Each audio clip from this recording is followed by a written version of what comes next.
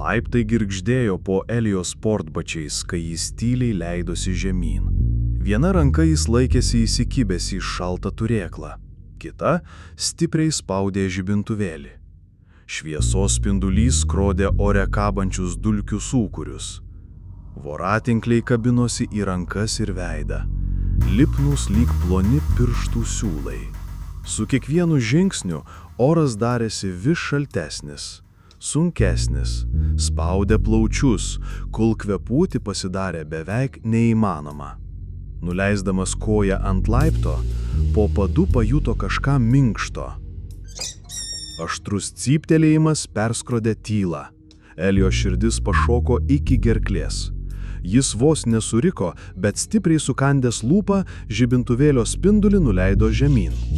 Dvi blizgančios akutės žvelgė į jį, kol žiurkė spruko į šešėlį, uodega pliaukštelėdama per dulkėtą laiptą. Elio kojos sudrebėjo, jis giliai įkvėpė ir judėjo tolyn. Pirmame rūsio aukšte laiptinė vedė į rūbinę. Durys stovėjo pravertos, aprūdiję vyriai girgždėjo nuo siūbavimo. Elis įžengė vidun. Tamsybėje rikiavosi metalinių spintelių eilės, dauguma pravertos, vidus išmėtytos, tarsi žmonės būtų palikę viską bėgdami krūn. Jis lėtai perbraukė žibintuvėjų po patalpą. Vienoje spintelėje gulėjo nudėvėtos šlepetės, nugulusios dulkėmis. Žmonės iš čia išėjo skubėdami, suvokė Elis. Ir niekas taip ir nebegrįžo. Šviesa sustojo užkliuvusi už kažko balto. Ant pakabos tvarkingai kabojo du nepriekaištingai švarūs chalatai. Jie atrodė per daug išsiskyrentys šiame chaose. Elis priėjo arčiau, jo pulsas padažnėjo. Iš vieno chalato kišenės kišojo plastikinę kortelę. Drabenčiais pirštais jis ištraukė ją. Tai buvo laboratorijos įėjimo pažymėjimas, apibrausdintas, bet nepažeistas. Jokio vardo, tik vos įskaitomos raidės M.L. Nuotrauka buvo beveik nusitrinusi, bet dar matėsi moters veidas. Galiojimo laikas 2023 metų Liepa. Kortelės kampe maža sudžiūvusi dėmė. Tamsi. Rūdžių spalvos. Kraujas. Elio pirštai sustingo. Jis įsikišo kortelę į kišeną ir pasisuko išeiti. Bet sustojo. Kitoje, plačiai pravertoje spintelėje kabėjo maža vaikiška kuprinė. Prie užtrauktuko pakabintas raktų pakabukas su meškiuku, kurio kailis sustingęs nuo dulkių. Eli užgniaužė kvapą. Iš pusiau pravertos kišenės kyšojo sulankstytas popieriaus lapas. Elis atsargiai jį ištraukė. Kamputyje piešinys, vaikiški kreidelės potėpiai, saulė, dangus. O šalia šiurkščiai nupiešti simboliai, dantytos linijos ir kreivės, sudarančios užrašą brūkšnelis B. Per nugarą nubėgo šiurpas. Elis leidosi laiptais toliau, antrasis rūsio aukštas, tai sandėliavimo patalpos. Begalinis koridorius su lentynomis nukrautomis dėžėmis. Daugelis jų buvo apvirtusios, turinys išsibarstęs ant grindų. Elis žengė atsargiai, vingiuodamas tarp šio chaoso. Iš vienos pravertos dėžės pabirė krūva popierių, vaikų piešiniai. Jis pritupė ir patraukė kelis arčiau į šviesą. Besišypsančios saulės namukai. O tada kažkas keisto. Pasikartojantis simboliai vis kitose puslapiuose. Keistos diagramos, kurios nepriklausė vaikų pasauliui. Širdis sudrebėjo. Ant vieno lapo kreivai nupieštas namukas, virš kurio grubiai ranka užrašyta 27 brūkšnelis B. Kitame šiurpokas piešinys, apsiaustų gaubtas siluetas, ant jo krūtinės ženklas, primenantis skaičių. Elis drebančiomis rankomis susigrūdo kelis piešinius į kuprinę. Atsistojęs jis perbraukė žvilgsniu po šešėjus.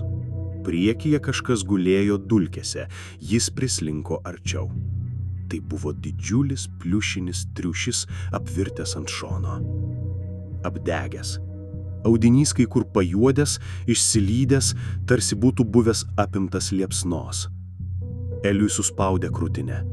Šviesa slistelėjo per žaislo snukutį, viena stiklinė akis dar buvo vietoje, blizgėjo. Pataikius spinduliui jis sužibo akinamų raudonų atspindžių.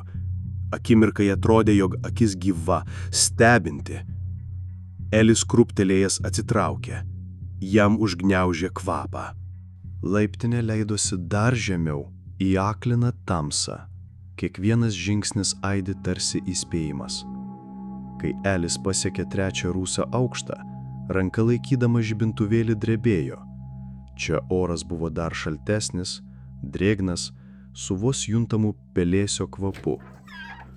Jis įžengė pro plačias duris, priekyje salė, kurioje driekėsi eilės stalų, padengtų dulkėmis. Ant jų seni kompiuterių monitoriai, nuo lubų kabojo storos laidų raizgalinės, lyg vijokliai. Prie tolesnės sienos milžiniška stiklinė pertvara, kuri iš pradžių atrodė kaip veidrodis. Bet šviesa jį sugeria, tai vienpusis stiklas. Kažkas čia kažkada stebėjo kitus. Eliui net susuko pilvą. Jis priėjo prie artimiausio stalo ir nubraukė nuo jo dulkes. Ten gulėjo susiglamžęs, denimis nusėtas popieriaus lapas, sunkiai įskaitomi žodžiai. Kognityvinė reakcija žemiau slenksčio. Perkėlimas. Likusi dalis nutrinta. Šalia, po kitais popieriais, gulėjo maži vaikiški ausinukai, šonai išpuošti lipdukais, žvaigždės, besišypsanti saulutė. Ant lankelio parašyta 12. Elis sunkiai nurijo seilės ir atsitraukė. Toliau koridorius vedė į archyvą. Prie sienų rikiavosi stalčiai, dauguma aprūdyję, dalis atidarytų, jų turinys iškritęs ant grindų, sudrėkęs ir apipelijęs. Elis pakėlė vieną lapą, viršuje stambiu šriftu parašyta protokolas 27.B. Kitame puslapyje subjektų klasifikacija. Jo pulsas paspartėjo. Ant stalo kampe gulėjo praplėštas vokas su raudonu antspaudu. Slapta. Elis įsitempęs judėjo lėtai ir atsargiai, bet netikėtai užkliudė pusiau praviras spintelės dureles. Šios užsidarė su tokiu trenksmu, jog garsas nuvilnėjo po visą tylą patalpą. Jis sustingo. Sulaikė kvėpavimą. Tylą raižė tik ventiliacijos šaktose bėgiojančios žiurkės. Jis nepajudėjo, galiausiai iškvėpė, nelygiai, drebančiai. Nuleidus šviesą žemyn, netikėtai apšvietė gulinčią nuotrauką. Elis ją pasiėmė ir apvertė. Į jį žiūrėjo 5 vaikai, ne vyresni nei 5 metų amžiaus. Jie vilkėjo baltus ilgus chalatus. Kiekvienam ant krūtinės buvo išsiuvinėta po skaičių, nuo 1 iki 5. Jie stovėjo prie lentos, rimtais veidais, laikas nuplovęs detalės. Vaikas su numeriu 4 stovėjo kiek atokiau, ant veido krito šešėlis, sunkiai įžiūrimas. Elis jų nepažinojo. Tačiau krūtiną suspaudė nerimas. Nuotrauka greitai įsikišo į kuprinę. Ant tolimos sienos dar kabojo laikraščio iškarpos lapas. Išlikę žodžiai gniaužė gerklę. Uždaryta po incidento, nepilnamečiai perkelti. Likusi dalis nuplėšta. Nurijęs seilės, Elis patraukė toliau. Kita patalpa – laboratorija.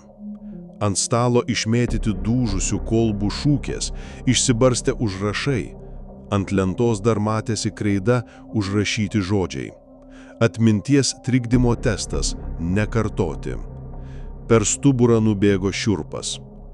Ant stalo gulėjo mažas diktofonas, dulkėtas, bet sveikas. Greta grafikos su smegenų bangų kreivėmis. Kiekvieno su pažymėtais laikais. Elis sudvejojo tik akimirką, bet paspaudė mygtuką.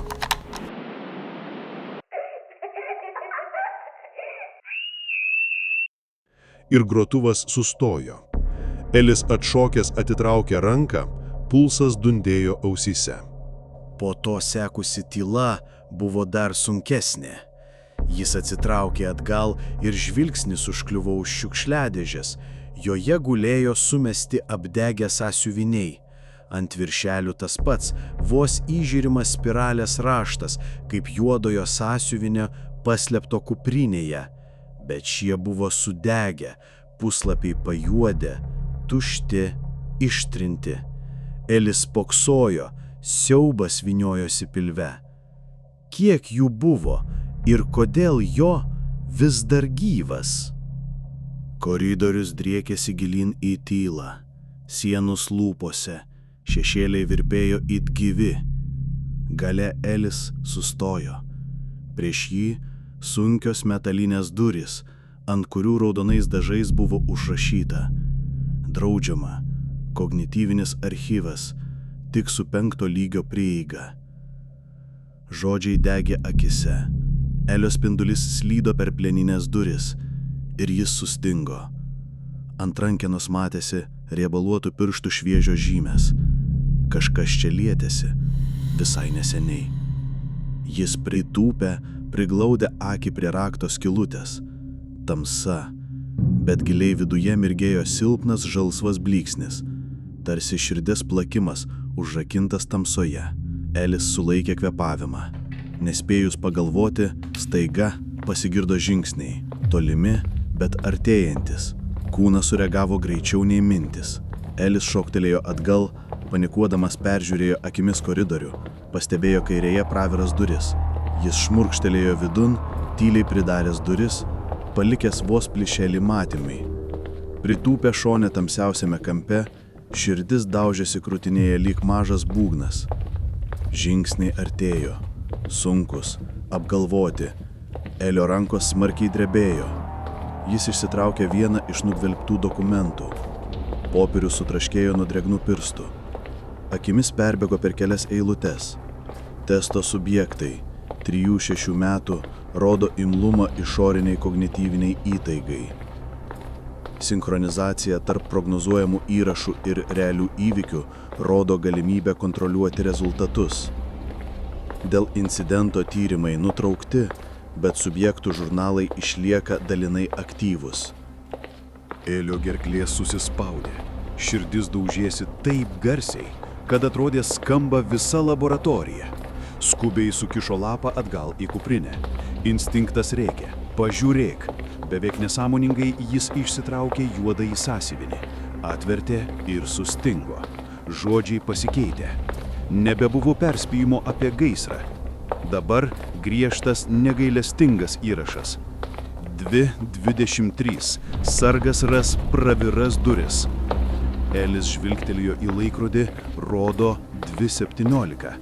6 minutės. Delnai šlapi, sąsiuvinys virpėjo pirštuose. 6 minutės. Tai niekas. Ką daryti? Jei jis mane išgirs, jei kvėpuoju per garsiai. Mintys sukosi pašėliusiu ratu, draskė smegenis. Elis prispaudė delną prie burnos, kad prislopintų savo kvėpavimą, bet net ir tada jis atrodė kurtinantis. Staiga per plyšį švystelėjo žibintuvėlio spindulys. Siluetas sustojo. Pro plyšelį matėsi sustoja šviesos ratas, klausosi, ieško. Tyla tapo nebepakeliama. Ir staiga iš priešais esančio koridoriaus balo pasigirdo garsas. Duslus metalinis trenksmas, tolygus ir ritmingas, lyg grandinės, velkamos grindimis ir paleidžiamos. Kažkas už užrakintų durų pajudėjo. Elis sulaikė kvėpavimą, sargas sustojo, šviesa sustingo, sekundės virto amžinybę. Paskui žingsniai pamažu sujudėjo, šviesa nutolo, kol pranyko tamsoje. Elis susmukęs prie sienos. Šaltas prakaitas bėgo per nugarą. Palengvėjimas užliejo, bet baimė neišnyko. Sąsiuvinį jis gniaužė taip stipriai, kad net pirštai pamelinavo. Kas ten bebūtų sukėlę garsą, tai jį išgelbėjo. Bet Elis užtikrintai žinojo, tai nebuvo padaryta dėl jo.